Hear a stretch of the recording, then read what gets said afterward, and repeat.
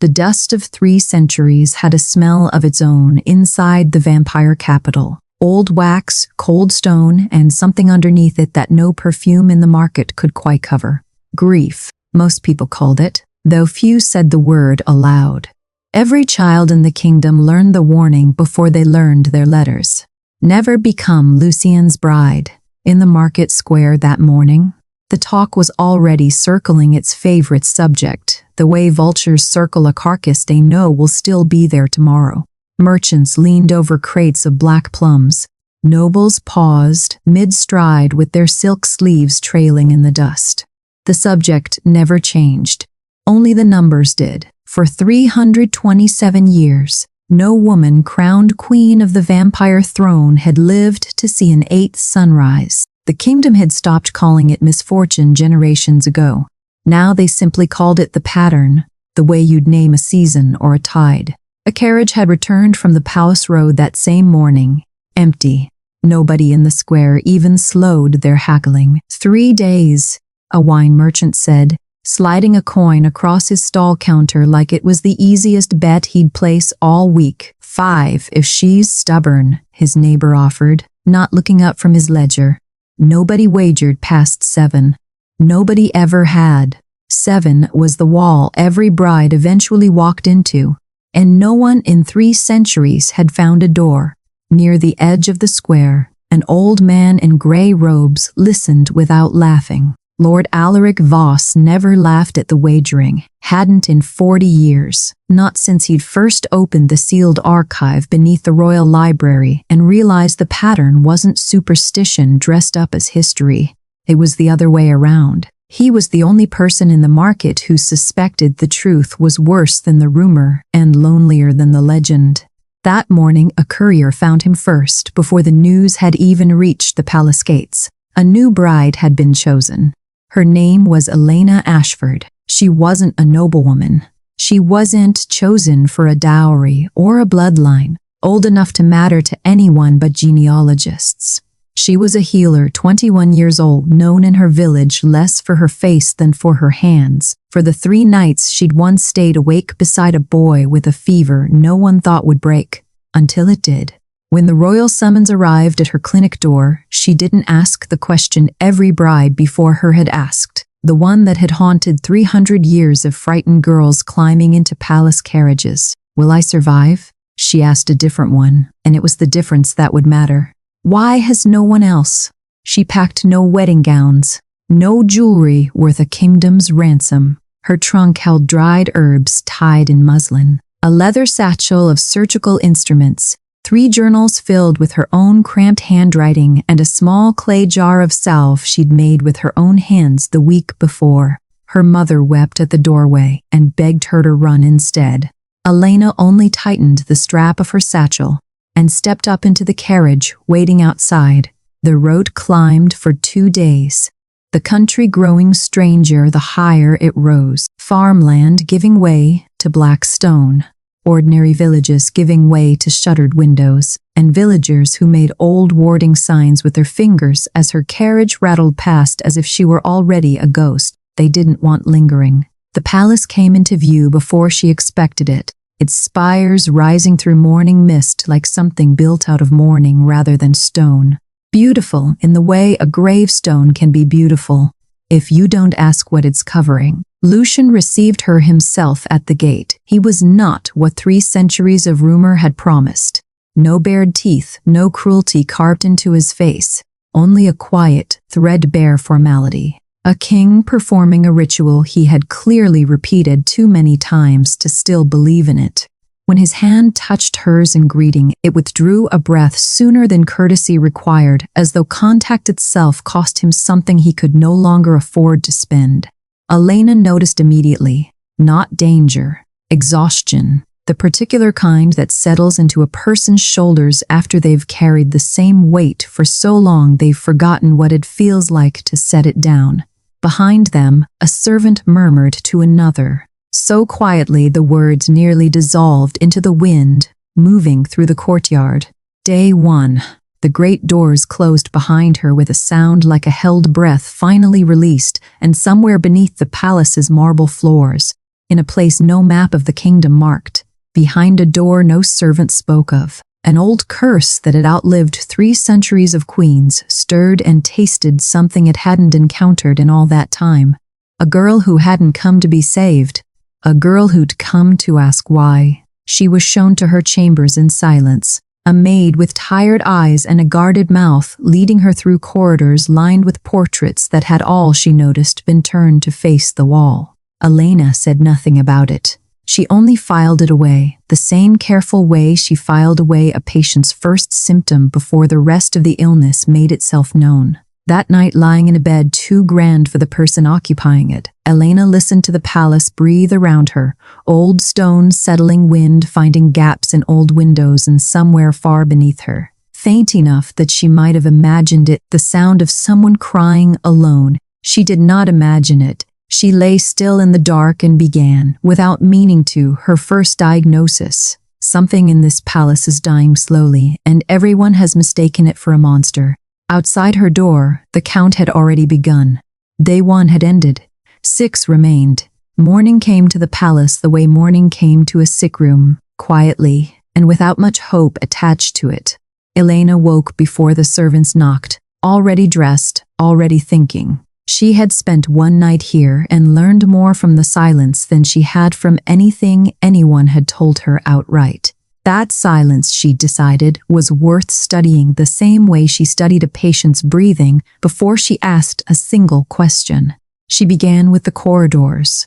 Where a healer might trace a wound to find its source, Elena traced the palace the same way, walking slowly, hands trailing along the stone, eyes cataloging what didn't belong. She found faded symbols carved into archways worn nearly smooth by centuries of passing hands, the kind of old ward marks that meant someone, once, had been afraid of something specific enough to carve a warning against it.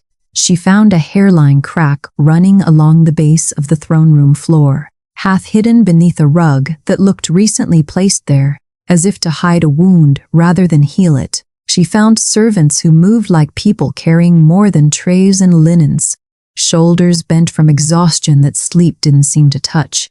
And she found doors, whole corridors of them, locked, unremarkable from the outside, except that no one would name what lay behind them. "What's down that hall?" she asked a passing servant, nodding toward an iron-bound door at the end of an unlit corridor. The woman didn't answer.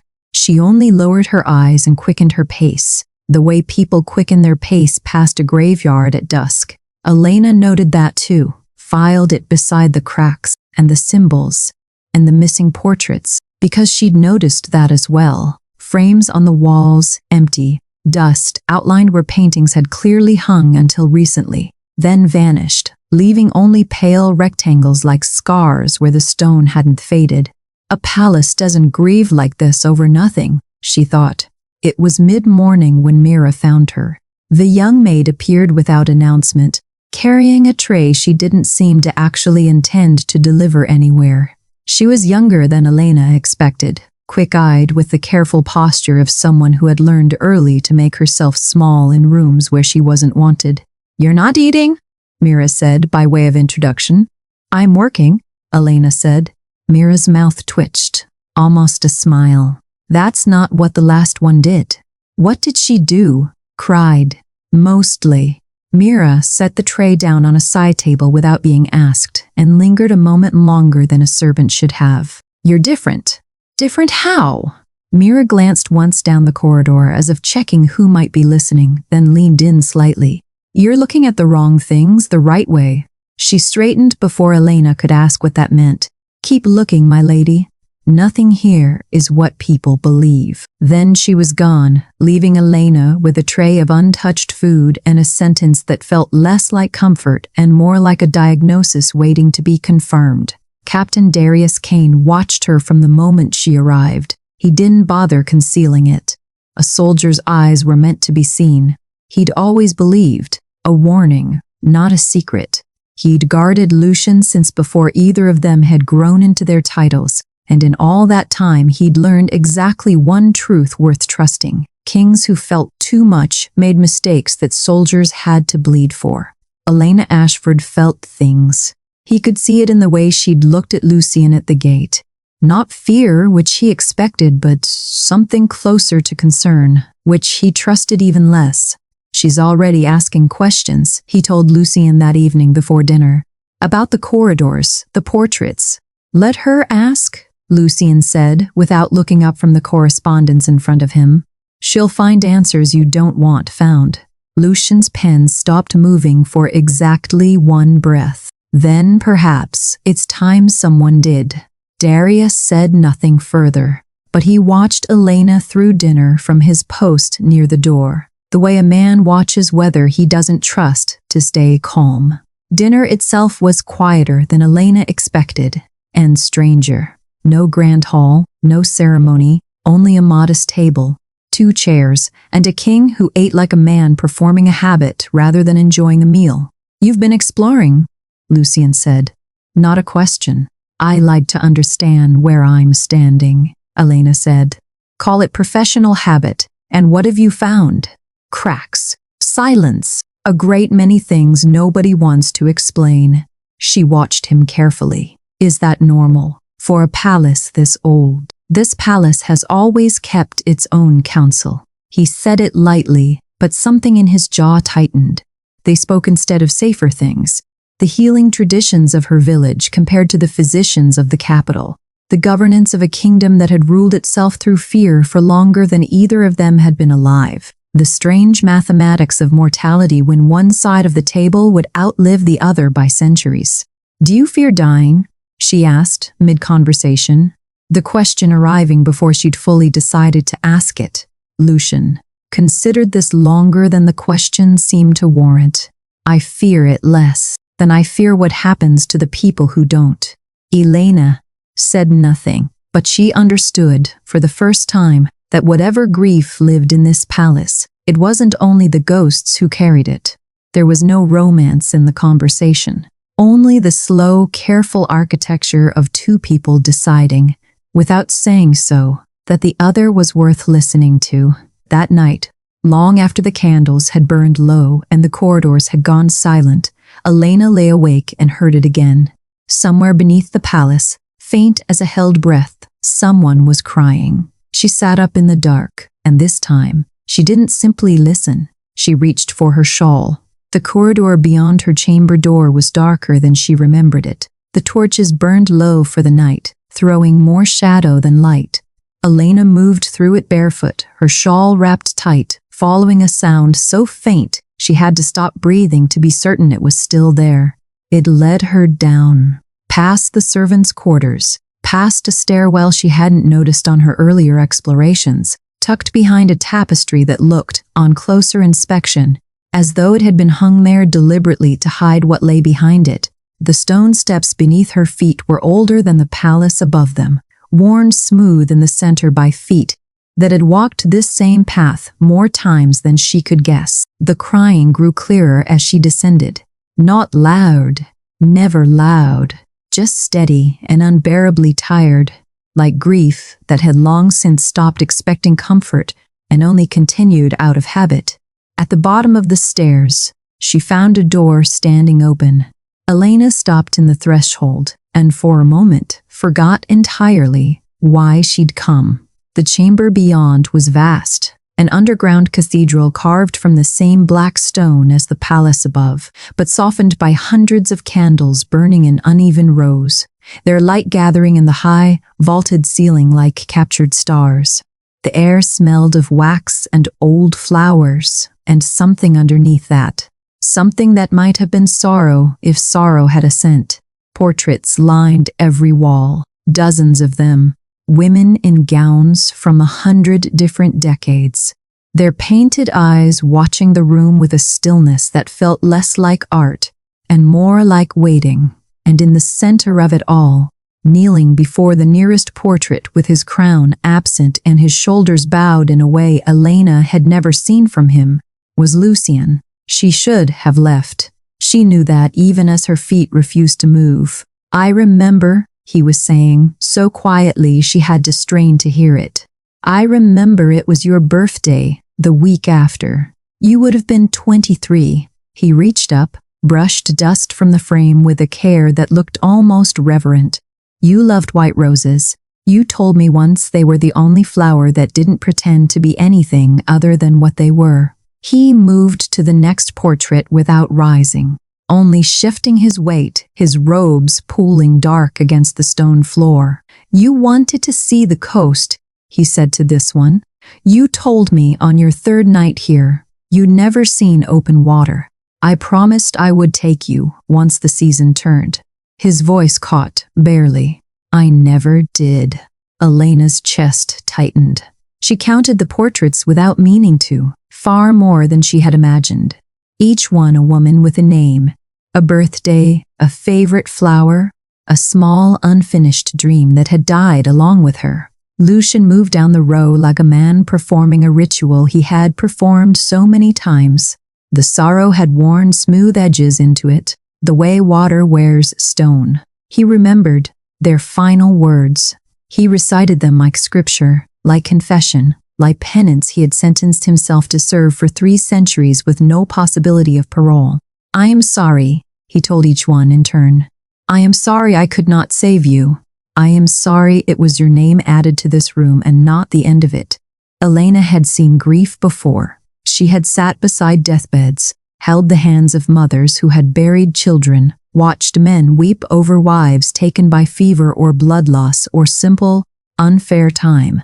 She recognized the shape of it instantly, but she had never seen grief this old, still fresh enough to draw blood. She should have turned back up the stairs and let him have this alone. Instead, before she had fully decided to, she stepped into the room.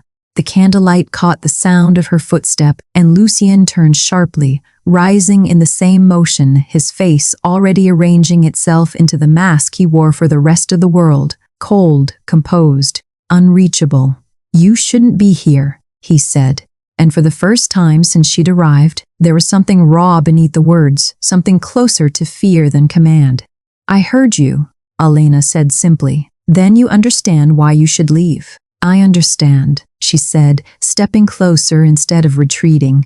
"That you've been apologizing to this room for longer than most kingdoms survive." He said nothing. His jaw was tight, his eyes darker than she'd seen them, braced. She realized, for her horror, for the recoil every previous bride would have shown discovering the truth folded into this chamber, that their king kept a shrine to every woman he had failed to save and visited it in secret, and grieved alone in a room built entirely out of his own guilt.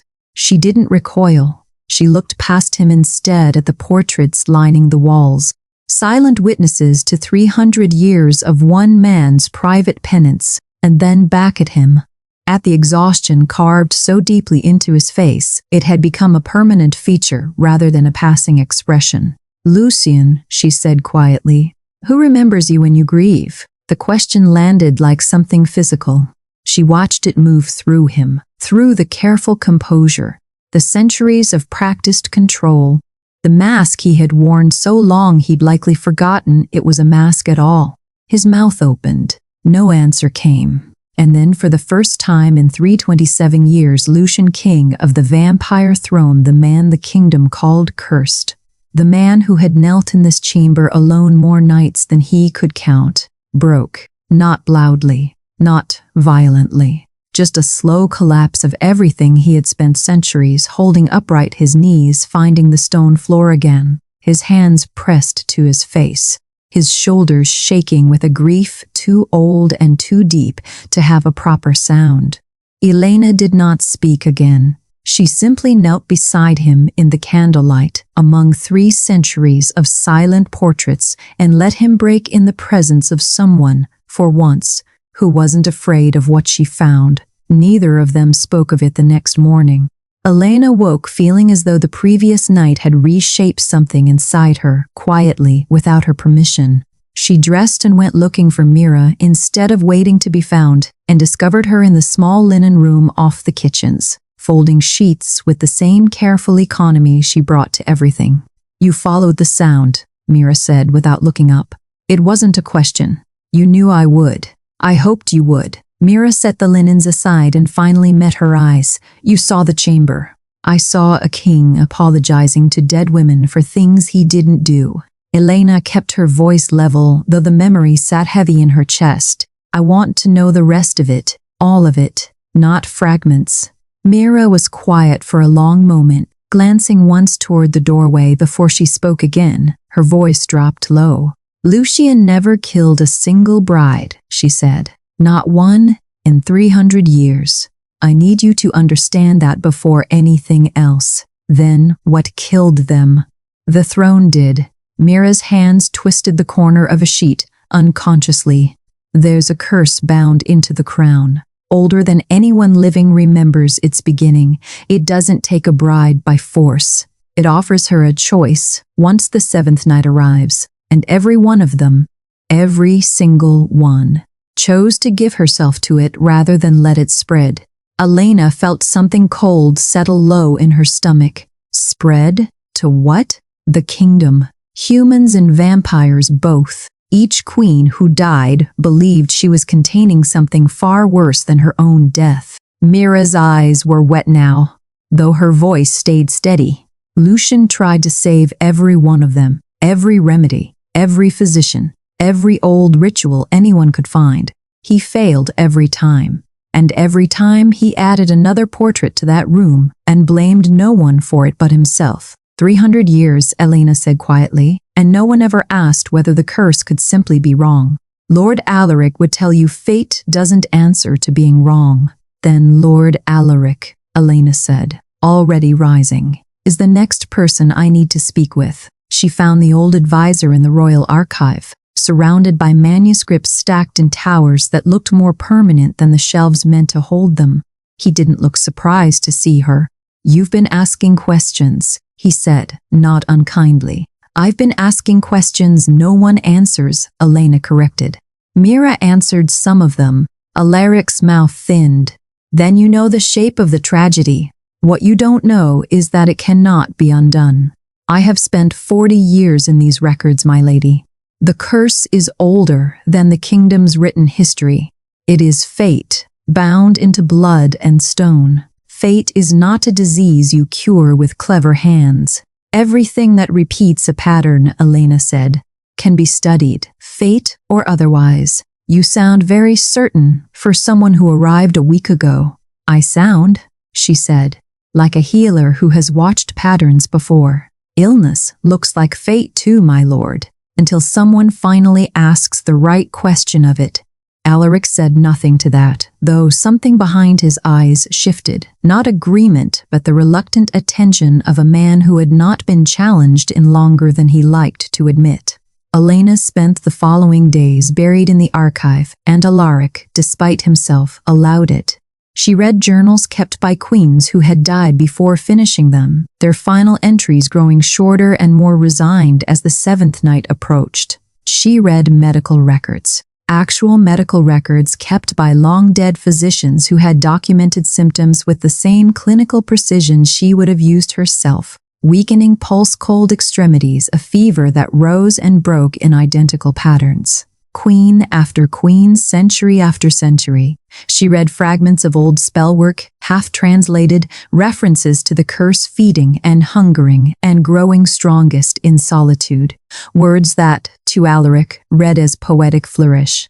To Elena, they read like clinical observation. It behaves like an illness, she said to him on the third night, spreading 3 journals across the table between them. Look, the same symptoms, in the same sequence, regardless of which queen it took. Fate doesn't repeat itself with this much consistency. Disease does.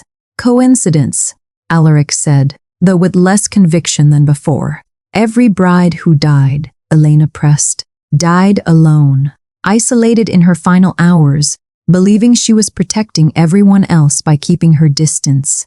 What if isolation isn't the cure, my lord? What if it's the very thing the curse requires to finish its work? Alaric went still. You're suggesting, he said slowly, that 300 years of self-sacrifice made the curse stronger, not weaker. I'm suggesting it's possible. Elena turned back to the journals, searching now with new urgency. A disease that thrives on solitude wouldn't be defeated by more of it. It was near midnight when she found it, a manuscript so old its binding had nearly disintegrated, tucked behind records. Alaric himself had apparently overlooked for decades. The handwriting was faded, the language archaic. But one passage, once she'd worked through the translation, made her hands go still on the page. The blood-bound curse does not hunger for flesh, nor for death alone. It hungers for the space between two souls left empty. Where isolation grows, it grows also. Where trust is offered and received in full, it finds no purchase. Elena read it 3 times before she looked up. "My lord," she said quietly, "I think every queen who died did the opposite of what this curse required to be broken." Alaric leaned over the passage, his old eyes scanning the words with something between disbelief and dawning dread. "If you're right," he said finally, "then the girl who saves this kingdom will have to do the one thing none of her predecessors dared." Elena closed the manuscript gently, her pulse quick. "Stay," she said. "Not run from him. Stay." Elena didn't tell Lucien what she'd found in the archive. Not yet. Some discoveries needed time to settle before they could be spoken aloud without sounding like madness. And she suspected a man who had spent 3 centuries believing himself cursed would need more than a manuscript fragment to unlearn it. Instead, she asked him something simpler. "Show me your kingdom," she said over breakfast on the 4th morning. "Not the palace. The rest of it." He studied her for a long moment, as though checking the request for a hidden edge. "Why?" "Because you protect it," she said. "I'd like to understand what that looks like outside these walls." He agreed, though she saw the surprise in it, as though no one had asked to see this side of him in longer than he could remember. The city beyond the palace gates was nothing like the frightened whispers in the marketplace had led her to expect. They walked through districts where vampire children played alongside human ones in the same dusty courtyards, their games indistinguishable by species. Lucien crouched without hesitation to examine a boy's skinned knee, murmuring something that made the child laugh instead of flinch. He greeted farmers by name. He asked after a merchant's ailing mother. He stopped at a modest hospital tucked between 2 bakeries and spoke with the physicians there about supply shortages with the same careful attention he gave matters of state. Elena watched all of it with the eyes of someone cataloging symptoms, except the diagnosis forming in her chest had nothing to do with illness. He protects everyone equally, she thought. Human, vampire, noble, farmer. There is no cruelty in this man. There never was. At the hospital, a young guard had been brought in with a deep gash along his forearm, sustained during training. Elena moved before anyone asked her to, kneeling beside him, cleaning the wound with the same brisk efficiency she'd have used in her own village clinic, murmuring calm instructions until his breathing steadied. Darius, who had trailed them the entire day at a careful distance, watched this without comment. He watched again an hour later when a group of vampire children, orphaned, feral with hunger and fear, recently brought in from a border skirmish, shrank from every adult who approached.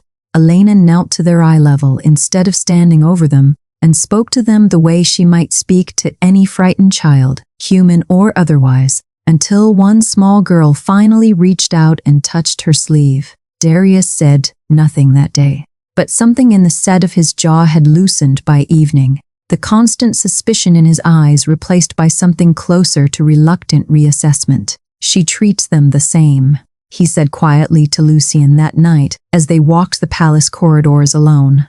"The vampire patients, the human ones, no difference." "Did you expect one?" Lucien asked. Darius didn't answer that directly. "I expected her to be like the others," he admitted instead. "Afraid. Or pretending not to be." He shook his head slowly.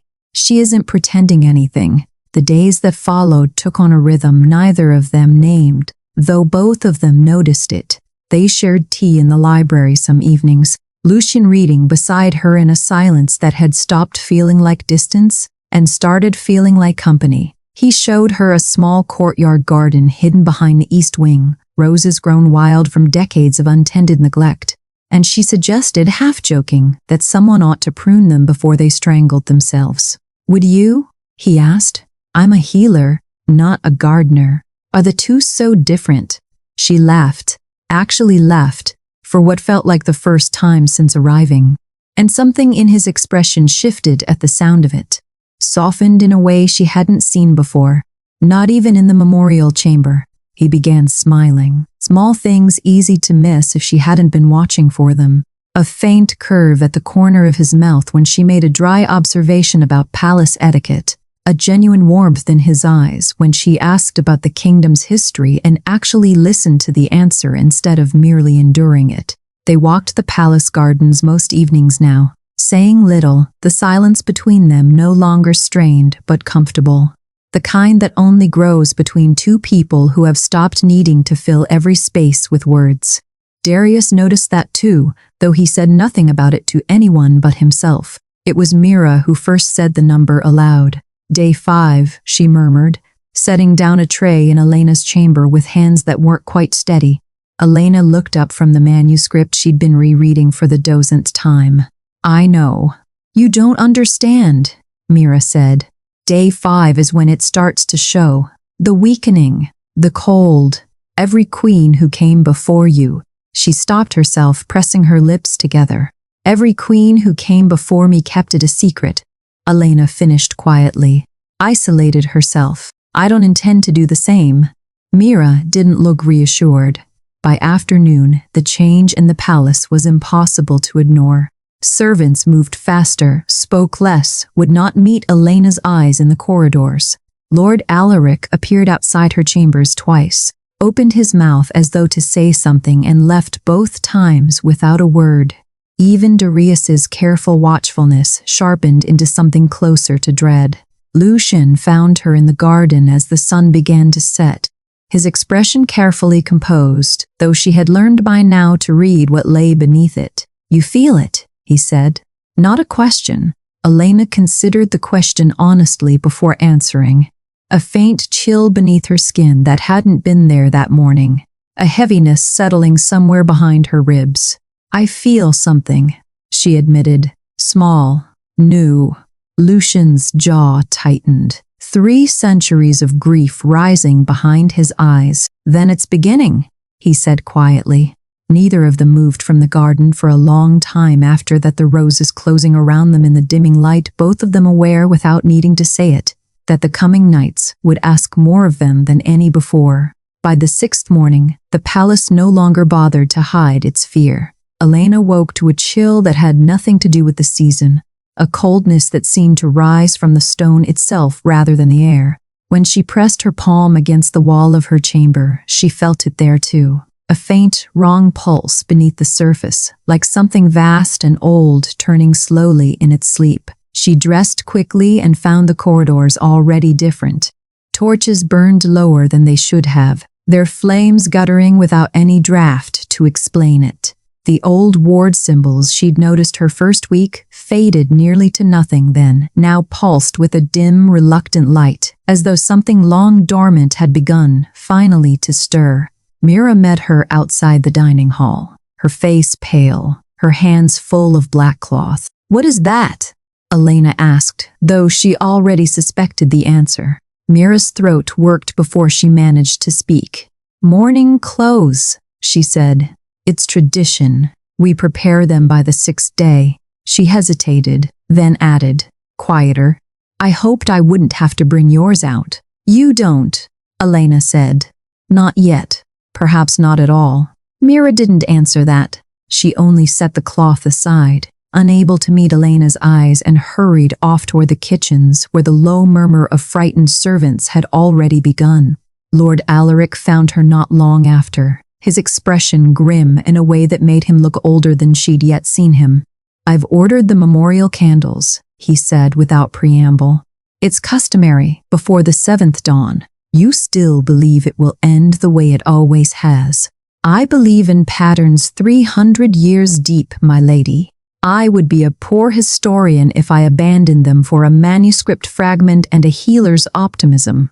His voice gentled slightly, though his eyes remained troubled. "I do not say this to wound you. I say it because I have watched this kingdom bury enough hope already. Then watch it once more, Elena said, and see if the pattern holds. Alaric said nothing to that, though he did not look away either. He simply nodded once, the closest thing to respect he'd yet offered her, and went to see to his candles. She found Lucian in the throne room, alone, standing before the cracked stone she'd noticed her very first day. The crack had widened. Even from across the room, she could see a faint, sickly light bleeding up from within it, pulsing in time with something that felt less like a heartbeat and more like a wound trying to close and failing. He didn't turn when she entered, though he clearly knew she was there. "You should leave the palace," he said, his voice low, strained in a way she hadn't heard from him before. "Tonight. Now, while there's still time. No. You a prot. He Elena." He turned then, and she saw what the day had cost him. His face drawn, paler than she'd ever seen it, his hands trembling faintly at his sides in the way he seemed to be fighting to control. "I've stood in this room 5 times before, watching the same crack widen, watching the same light rise from beneath this floor. I have buried 5 women I could not save, and I will not." His voice broke just slightly. "I will not stand here and watch a 6th. "Then don't watch," Elena said quietly. "Stand beside me instead. You don't understand what's coming. I understand it better than anyone else in this palace," she said, stepping closer, refusing to let the tremor in his voice push her backward. "I've read the manuscripts. I've studied every death this curse has ever caused, and I've found the one thing every queen before me got wrong. And if you're mistaken," his voice cracked entirely now, 3 centuries of grief finally breaking through the composure he'd worn like armor since the day she'd arrived. "If you're wrong, Elena, I will have your portrait added to that chamber, and I will kneel before it every night for the rest of my existence the way I've knelt before all the others. And I cannot do that again. I cannot survive adding your name to that room." "Then trust that I'm right," she said, "instead of preparing for the version where I'm not." "I have watched hope like this before," he said, his voice raw. "Every one of them believed she could be different. Every one of them was wrong. None of them stayed," Elena said. "I read their journals, Lucian. Every single one of them isolated herself in her final days, believing she was protecting you, protecting the kingdom. By facing this alone, she reached for his hand, and this time he didn't pull away. I don't intend to do the same." He stared at her for a long moment, something fracturing behind his eyes, not disbelief exactly, but the terrible, fragile shape of hope, trying to survive inside a man who had buried it 5 times already and learned, each time, to expect its death. "Please," he said, so quietly it barely reached her. "I am begging you, leave the palace tonight. Let me lose you to distance instead of to this." "No," Elena said again, gentler this time but no less certain. "I'm not leaving. Not tonight. Not tomorrow. I told you once already I came here to ask why no one survived. I'm not going to stop asking now, when I'm closest to the answer." Lucian said nothing more. He only closed his hand around hers, his grip trembling, and together they stood in the throne room as the light beneath the cracked stone pulsed brighter and the palace darkened further around them, and somewhere in the distance, faint and steady, a clock began to toll midnight. Day 6 had ended. Only the 7th remained. The last toll of midnight hadn't finished fading before the throne room changed. The crack in the floor split wider, a jagged line of pale light spilling upward like something exhaling after 3 centuries of held breath. The candles along the walls guttered out one by one, not from any draft Elena could feel, but as though the darkness itself had reached out and pinched each flame between invisible fingers.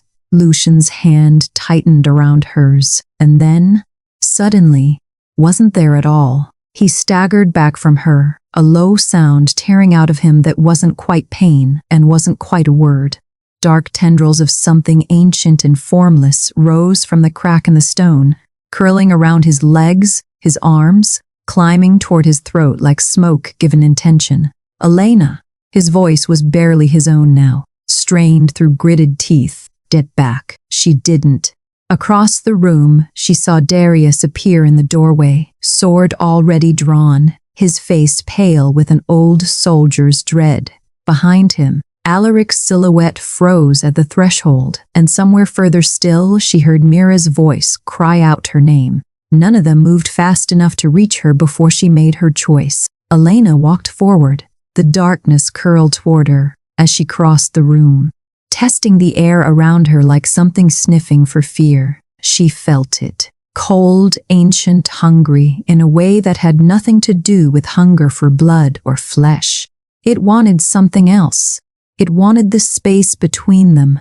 It wanted her to falter, to step back, to let 300 years of pattern repeat itself one final time. She didn't falter. "Elena, don't." Lucian's voice broke entirely now, his form barely visible within the coiling dark, his eyes finding hers with something between terror and disbelief. "You don't understand what this is." "I understand exactly what this is," she said, and her voice, to her own surprise, didn't shake. "It's isolation, wearing the shape of a curse. It's 300 years of guilt, convinced it has nowhere left to go." She reached the edge of the darkness. It rose around her, testing, searching for the flinch it had found in 5 queens before her. She didn't give it one. Instead, she reached through the coiling black and found both of Lucian's hands and held them. The darkness screamed. Not aloud. Nothing in the room made a sound a human ear could register. But Elena felt it in her bones, a shriek of something ancient discovering, for the first time in 3 centuries, that the isolation it depended on had simply refused to arrive. "No magical protection," she said, when Darius shouted something behind her about wards, about priests, about anything that might shield her. "It doesn't feed on flesh. It feeds on guilt, left to fester alone. I won't give it distance to grow in." Lucian's hands trembled violently in hers, his whole body shaking with the effort of fighting something that had broken 5 women before him. "I couldn't save them," he gasped, the words tearing loose from somewhere deeper than his throat. "Elena, I tried everything. I tried for centuries, and I failed every single time."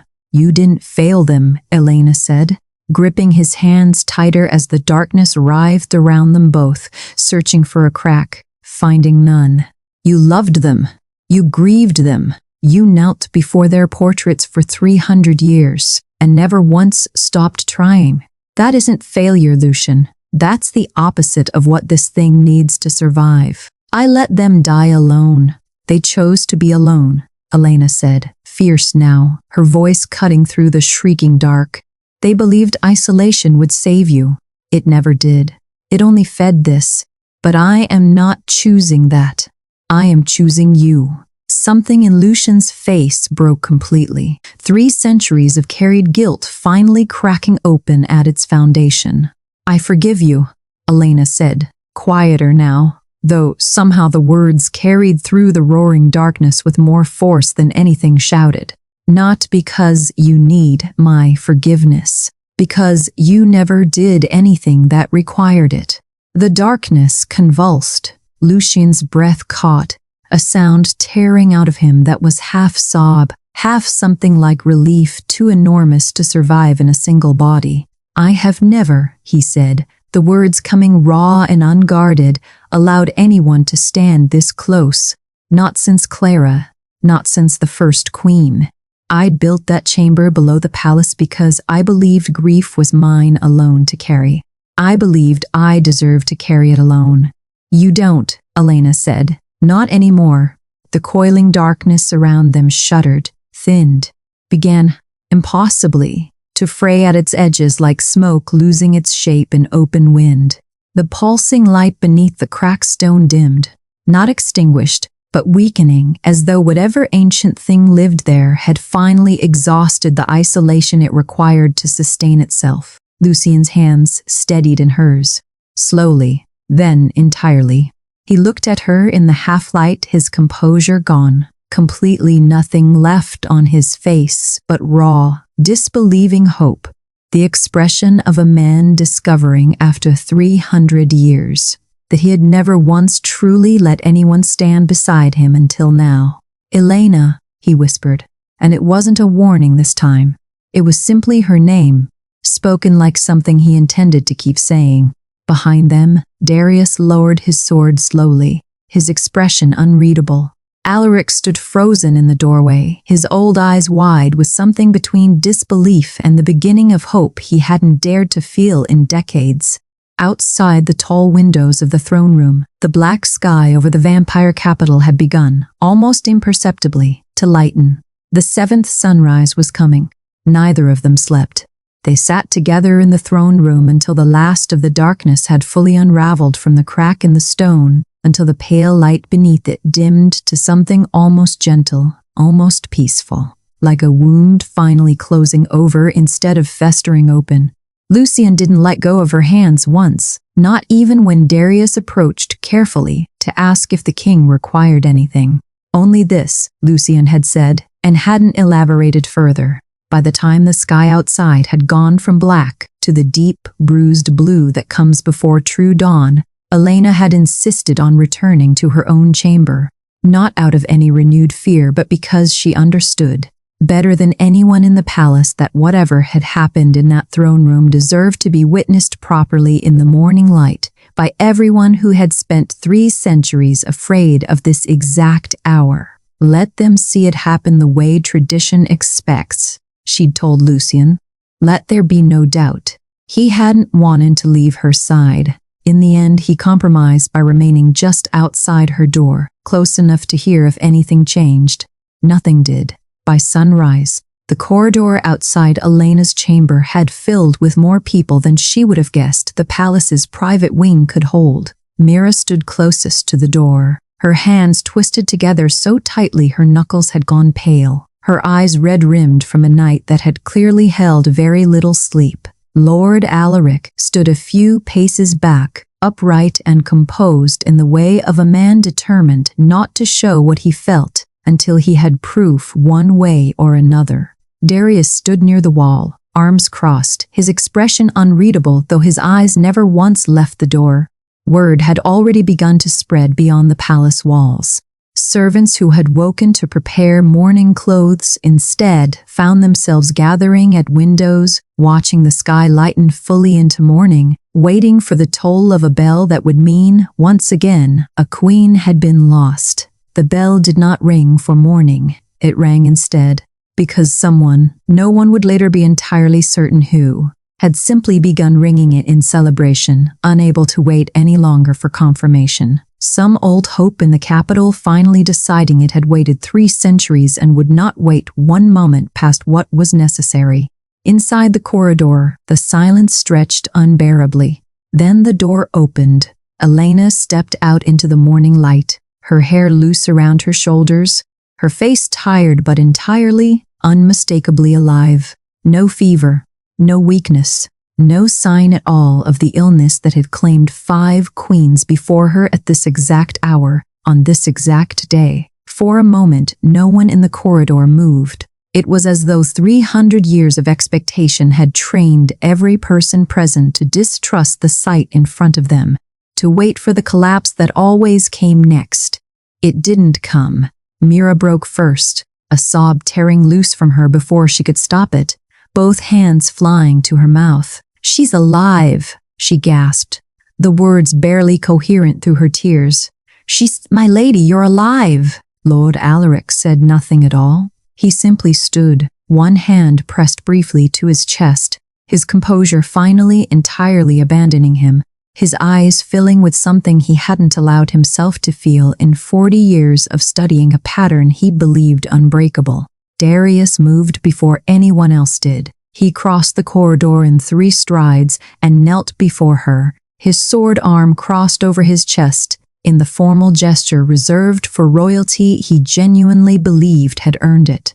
"My lady," he said, his voice rough in a way she'd never heard from him.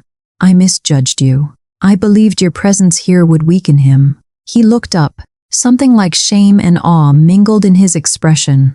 "I have never been more grateful to be wrong." From further down the corridor, the servants who had gathered began to cheer, quietly at first, disbelieving. Then louder, the sound spreading like a fire, catching corridor to corridor, until it reached the windows and spilled out into the courtyard below, where more voices picked it up and more after that, until the entire capital seemed to be ringing with a sound it hadn't made in over 3 centuries. The church bells continued their peal, no longer uncertain, no longer premature. Somewhere in the city, merchants who had wagered on which day would break her would later swear they'd never been happier to lose a bet in their lives. Lucian arrived at the end of the corridor just as the cheering reached its peak, and Elena watched something happen to his face that she suspected the kingdom hadn't witnessed in over 300 years. He smiled. Not the careful, threadbare curve she'd seen in quiet moments over tea in the garden in stolen hours away from the weight of his crown, but something open, unguarded, entirely visible to every servant, every guard, every person in that corridor who had spent their whole lives believing this man incapable of joy. He crossed to her without hesitation, taking both her hands in his, uncaring of who watched. "You're here," he said, as though he still needed to confirm it aloud. "I'm here," Elena said. He studied her for a long moment, the noise of the celebrating palace fading around them into something distant and unimportant. "I won't ask you to stay because the curse requires it," he said quietly, "only for her. The kingdom no longer needs a sacrifice. It never should have needed one." His thumb brushed gently over her knuckles. "So, I'm asking you differently, Elena. Not because you must, only because I hope, somewhere in all of this, you might actually want to." Elena answered him with her hand still in his, in front of the entire corridor, in front of servants and soldiers and an old advisor who had spent 40 years believing this moment was impossible. "Yes," she said, "not because you're asking, because I want to." The cheering that followed was different from before. Less disbelief now, more pure, uncomplicated joy.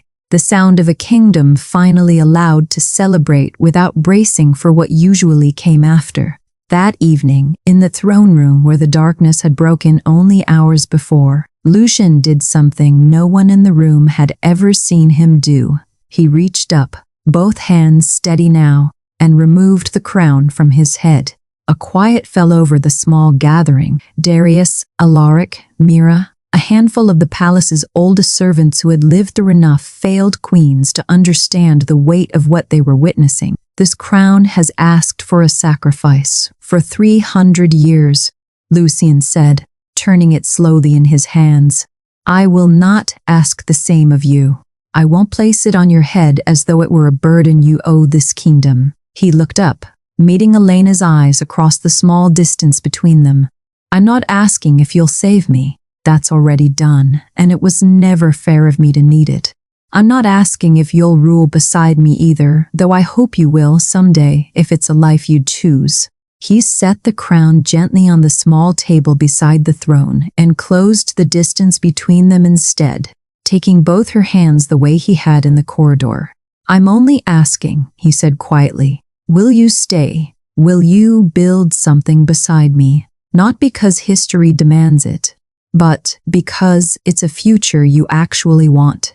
"Yes," Elena said again, and this time, when he placed the crown back on his own head and then with careful reverence settled the smaller circlet onto hers.